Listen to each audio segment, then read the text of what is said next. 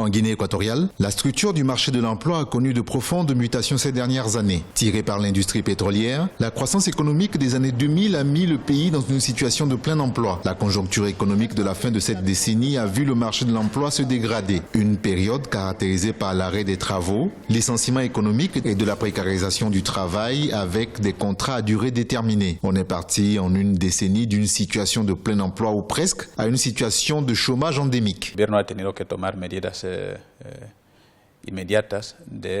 Le gouvernement a dû prendre des mesures immédiates pour le contrôle des dépenses publiques en mettant la priorité sur les investissements publics. Cela voulait dire qu'il nous fallait réduire le niveau d'implication avec les entreprises qui étaient en train d'exécuter les chantiers de l'État. Cela a touché la main-d'œuvre que ces entreprises avaient. Ils ont dû également réduire leur personnel. Cela a eu un effet sur la consommation, car les employés de ces entreprises sont aussi des consommateurs. Selon les chiffres de l'Institut national des statistiques de Guinée équatoriale, le taux de chômage se situe à 25% de la population, un taux resté en constante augmentation. Le secteur du bâtiment et travaux publics, par exemple, a vu ses effectifs passer de 13 000 en 2011 à 4 000 en 2015. Malgré ce tableau, des initiatives privées pour l'emploi s'affirment.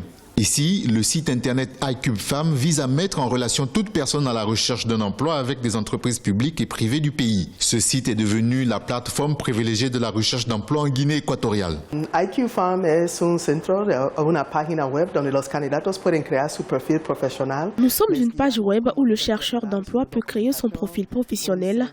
Nous le guidons à préparer sa documentation, un curriculum vitae, comment il doit se présenter. Les entreprises également publient leurs annonces. Celles-ci ont l'habitude de mettre en ligne les qualités qu'elles attendent des candidats.